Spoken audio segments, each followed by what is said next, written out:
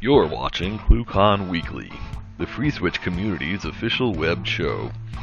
Tune in every week for updates in the FreeSWITCH project, interesting presentations, and interact with members of the FreeSWITCH community. ClueCon Weekly is brought to you by FreeSWITCH Solutions, the officially endorsed consulting firm of the FreeSWITCH project. FreeSWITCH Solutions solves problems so you can focus on your business. Visit FreeSWITCH.com for more information. The ClueCon WebRTC and Telephony Developers Conference. ClueCon is held every August in the Windy City, Chicago, Illinois. Meet the developers of all your favorite open source telephony projects, make the connections you need to meet your business goals, and see the latest and greatest technology in WebRTC and telephony. Visit ClueCon.com for more details.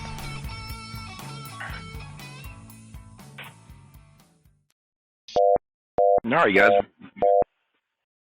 Welcome to ClueCon Weekly. Today is September the 23rd, and today we'll have Ari from Twilio joining us and showing us some cool things that they've got going on over there. Starting out this week, we've got only got a few announcements to make. Just keep watching Verto Communicator. Keep helping us out there. There's a lot of patches going in there. So let us know what you think there. I believe there is a docs team push coming up very, very soon. If you want to get involved with that, go to list.freeswitch.org and join the docs mailing list. Get involved with the team. They're going to be they're pushing really hard on finishing up the wiki migration over to Confluence. So help out there. Mr. West, how are you doing today, sir? Doing pretty good. Trying to get everything moving in the right direction again here. We're working on Verto Communicator, working through all of the currently open issues, and hopefully get those pushed over the finish line before October 12th, which is AstraCon. It's going to be that week. Cool. Are people going to actually be able to come to AstraCon and see you? I will be at AstraCon, yes. I hope that we have all of this completed before then, and then we'll be showing some of this off at AstraCon. So if you guys are going to AstraCon, come find me. I'll be there. We can chat. Cool. Kathleen, how are you doing today? I'm doing pretty well. We had a good week. 57 commits went in this week. The features include added support for timestamp-based counting for the jitter buffer in audio mode, added support for X headers in 3P mode in Mod Sophia, and in Mod Opus, we saw some improvements to the jitter buffer debugging with forward error correction, as well as fine-tuning forward error correction with repacketization. So it was a good week. In social media, be sure to follow us for all the latest updates on Twitter. Follow us at ClueCon, at FreeSWITCH, and then on Facebook as well. ClueCon and Facebook and FreeSWITCH Facebook pages. Cool. Thanks, Kathleen. So, Ari, how are you doing today, sir? Doing pretty well. Thanks, Ken. So you want to introduce yourself for all of our viewers to know who you are and give us a little bit of background about Twilio and take it away? Yeah, sounds good. So as Ken said, my name's Ari. I work at Twilio on our product marketing team.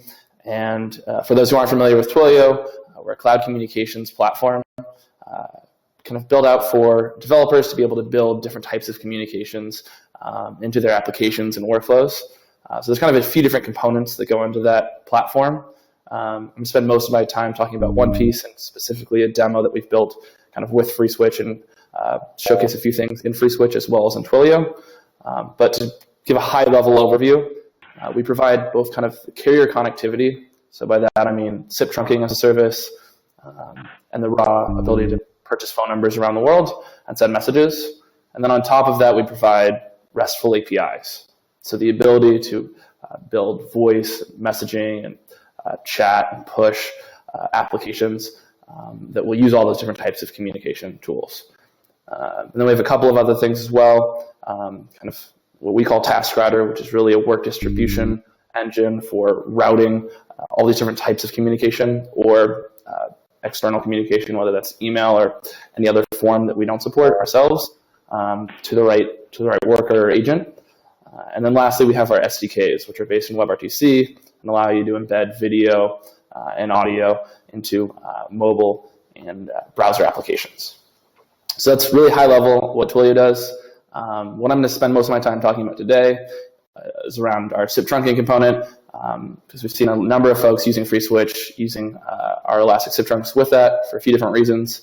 And we just made an announcement about an hour ago, 2 hours ago now, around a couple of enhancements there that we'll kind of demo with FreeSWITCH in a few minutes. Does that sound good, Ken? Yeah. You ready for the screen share? Yeah, I'll probably go ahead and toggle over.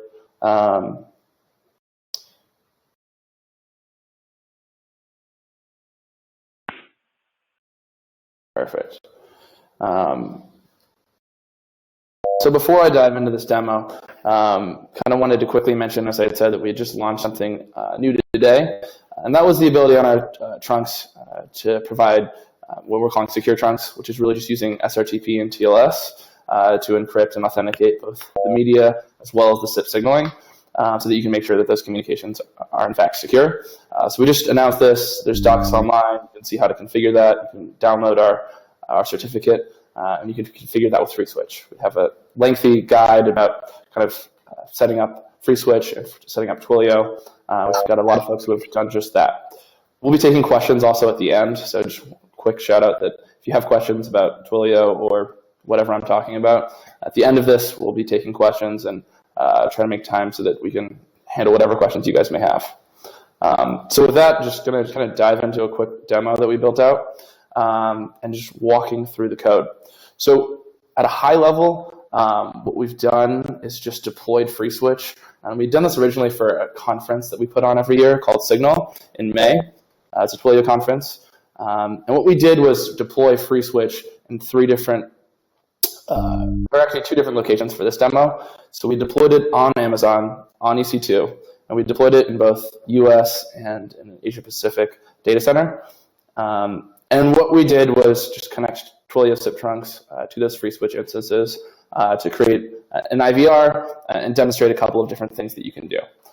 This diagram will make a little bit more sense after we walk through what's actually going on. So quick call out to what we actually did with FreeSWITCH.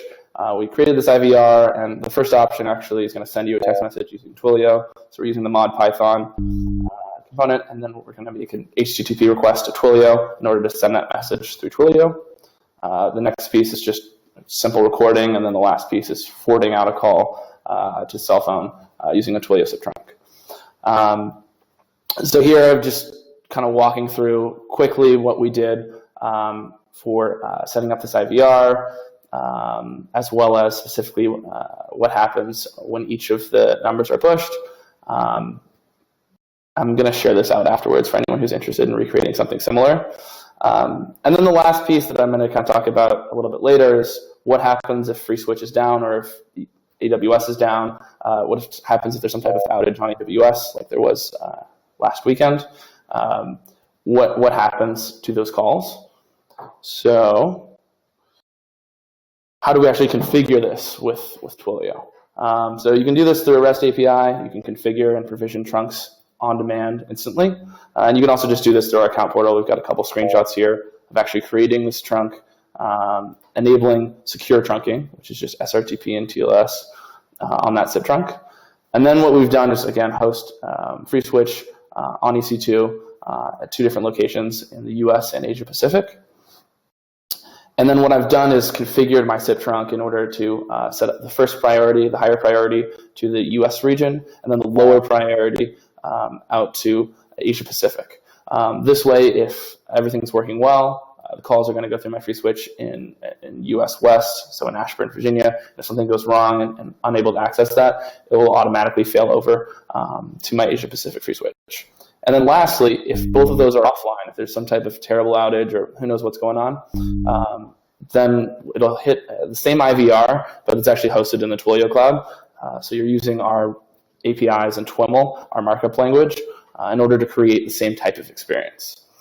So that's pretty much it. And then, of course, we've added a phone number to that SIP trunk so that you can actually see this work. So if I go ahead and just quickly demo this for anyone who's interested, I will just pull up my terminal. Hopefully you guys can see this. I've just SSH'd into FreeSWITCH into EC2. And right now everything's up and running. So if I actually place a call to this number for this demo purpose from my cell phone and put this onto speaker,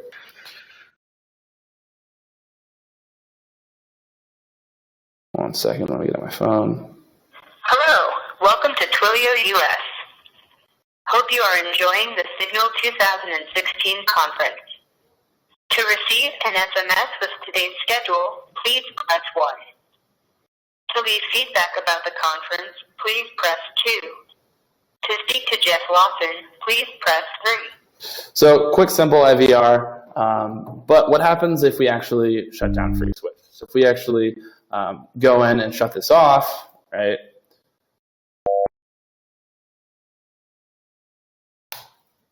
Is my tunnel still up? Give me 1 second here. Let me get back in.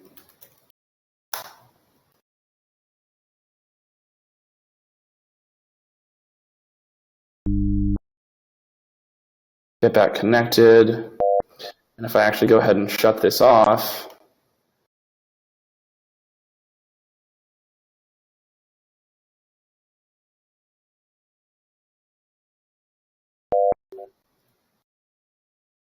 what I'm going to show is that now that FreeSWITCH has been turned off, it will automatically reroute to our Asia Pacific spot. Welcome to Twilio Asia Pacific.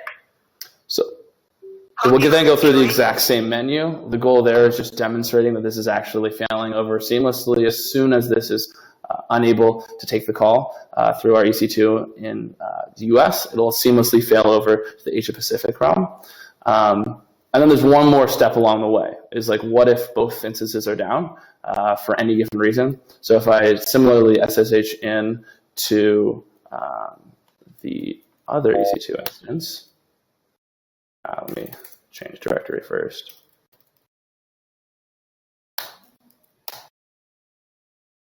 And if I actually bring that down as well,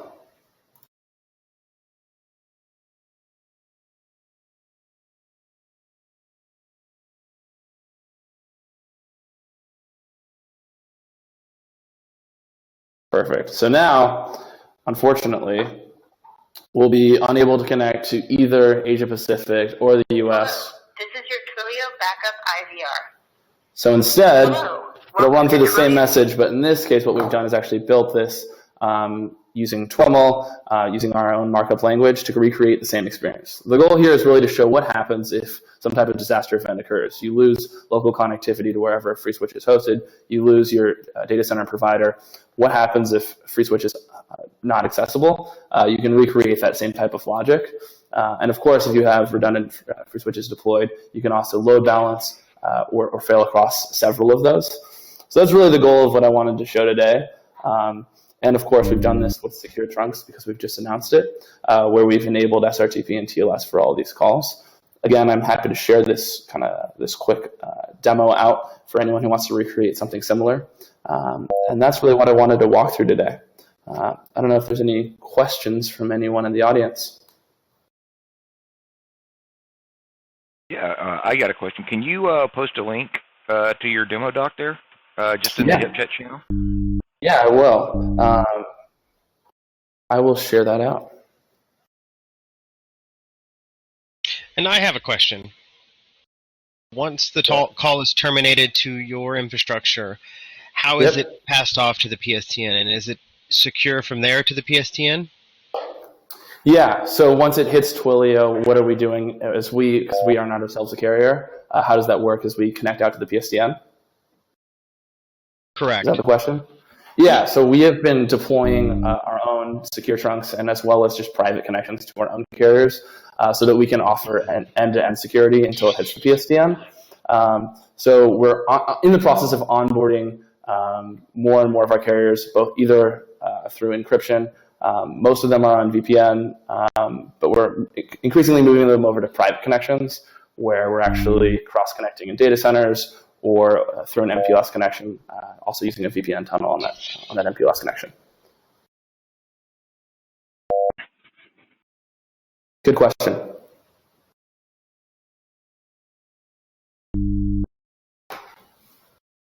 So what are the current rates per minute that you guys have, and do these DID support SMS? Good questions as well. That one is an easy setup. All of our rates are online. For the US, I think it starts at 007, so 7/10 of a penny for outbound calls, and 0045 for inbound calls. That's all broken out online. And then really some of the compelling features of SIP trunks is kind of all the other things that you can layer on with Twilio. So same phone number, support SMS. So if you want to text in over that same phone number, you can do so, send and receive messages. You can add in call recording. You can add in all these additional features that Twilio provides and send that out. Okay, what methods of delivery do you support for SMS? SMPP, simple? How do we interact with you? Today, that's done through HTTP requests. We do get more and more requests for SMPP support, but today that's done through HTTP requests to Twilio.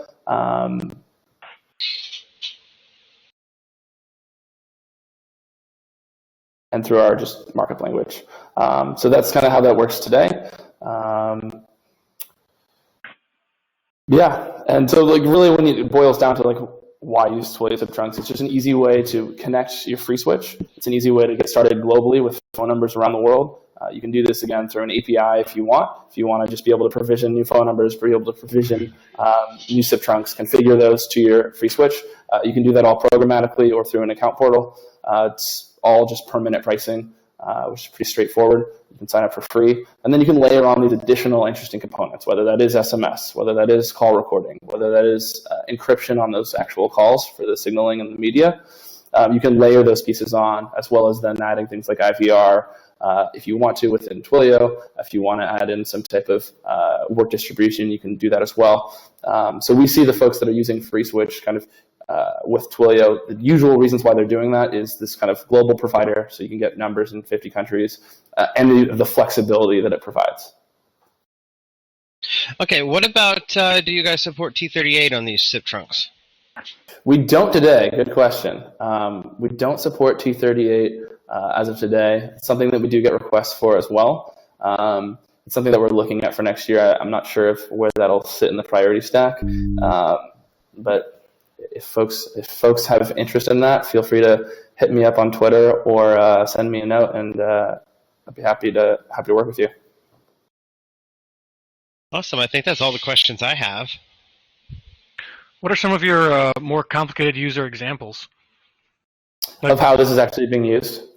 Yeah, so people using the Twilio platform, what are some of the more complex or interesting use cases that you're aware of? Yeah, so I'll take us in two different directions. One will be around SIP trunking, but then some of the really interesting things that folks are doing is with outside of the SIP trunking world is just with a broader platform. So within SIP trunking, like a good example of a customer is LifeSize, who provides, similar to Verto Communicator, collaboration software and video conferencing software. When they launched their cloud service, they needed global dial-ins. They needed to have this integrated into their service. They needed numbers for their upcoming launch in less than a month. And they needed to make sure that worked worldwide and that there was that it was always up. So they use Twilio just for global dial-ins in 50 countries, and they're able to make sure that if their infrastructure is ever down, they have a number of they're using load balancing with Twilio in order to hit different pieces of their infrastructure. They're deployed on soft layer globally, and then if all else fails, they use a Twilio backup application for additional redundancy and resilience. Just interesting use cases in general with Twilio. There's a lot of cool things that folks have done recently. So some of the most interesting things that we see are with our SDKs, so embedding WebRTC into web and mobile applications.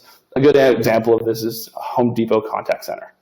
So what they did is then they were working on building out a new contact center, and they were going through the typical RFO process. or RFP process rather, of finding a new contact center provider. And one of their devs said, I think I could build something that will provide more context and provide a better solution. So one web developer, while the rest of the business unit was looking at which vendor they were going to select from the typical vendors, just started building a prototype. And what they ended up building was embedded within their own custom CRM, a Twilio soft client with kind of dynamic routing control and all the context from their CRM.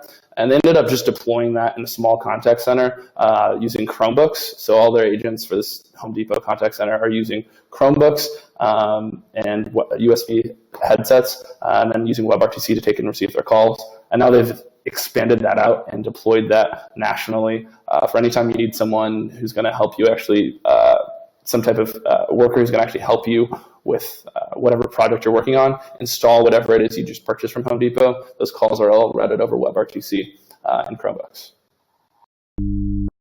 Nice. Yeah. So we've got a question from IRC, Ari.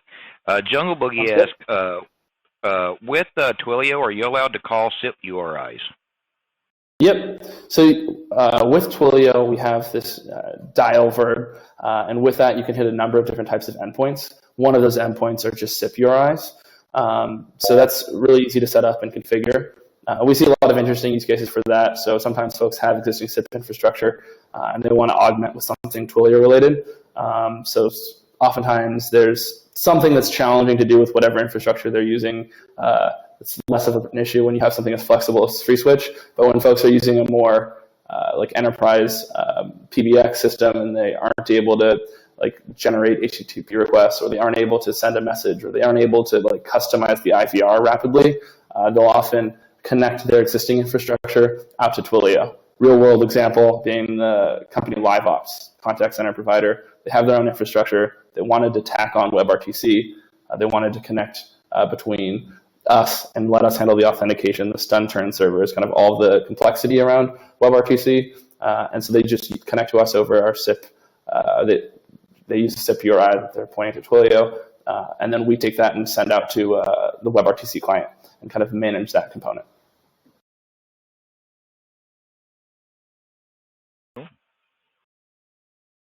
All right, guys. Anybody else have any questions for Ari? If you're muted, click that mute icon over the video and unmute yourself and ask away.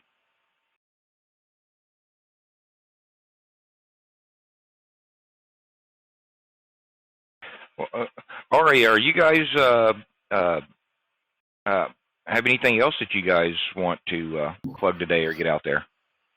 That was really mainly what I wanted to talk about. The two most recent things around the SIP trunking is really kind of giving you full access through the API. So for configuration, for toggling, recording, for handling, buying new phone numbers, kind of that full access through the REST API. And then today, announcing the SIP trunk, secure trunks with SRTP and TLS support. I heard Brian mention that he's going to be at AstraCon, and I'm guessing some other folks will be there for the open source community. I'll be there as well. I look forward to meeting some of you guys or seeing some of you guys again there. Well, I got a follow-up question. Does Twilio have a developer blog or some where you guys are writing up or documenting some of the engineering challenges you've had building out your network? Yeah, good question. So there's kind of two blogs, one that's written on just about daily and then one that's written on much less frequently. So there's just twilio.com/blog, which is it is a developer blog, but it's focused on web developers and kind of new releases. So that's where I just posted today about kind of secure trunks, and you can read more about it there. But there's also a separate engineering blog, which is more about engineering challenges that we ran into, especially in early days of like scaling out on Amazon, how we architected for resilience, kind of talking about outages in 2008 and the like high-profile Amazon outages that took down things like Netflix, and to some of our approaches there. So there is an engineering blog. I think the link for that one. Just going to have to Google that. That one is twilio.com/engineering. The general one is /blog. So two different blogs, kind of different focuses, but yeah, both good to check out.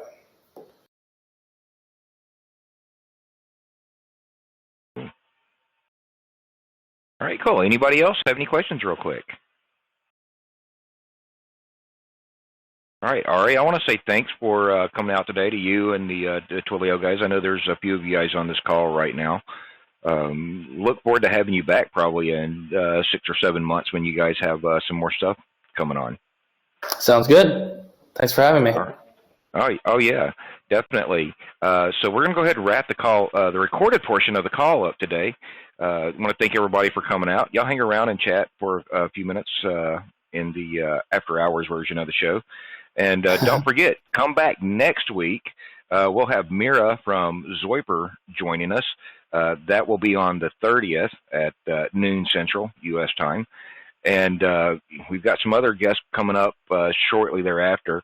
We're working on that. So if you guys, we do have some slots open in late October and the rest of the year. So if you guys know somebody that wants, that you'd like to get on here and have us talk with, or you'd like to just see a cool project on here, let me or Kathleen know who those people are, and we'll get them in here. Also, don't forget, follow us on Twitter, twitter.com/FreeSWITCH or at ClueCon, and follow us on Facebook. Thank you guys very much, and join us again as we present this conference every week, produced completely with FreeSWITCH. So join us, and we'll see you guys later. Thank you.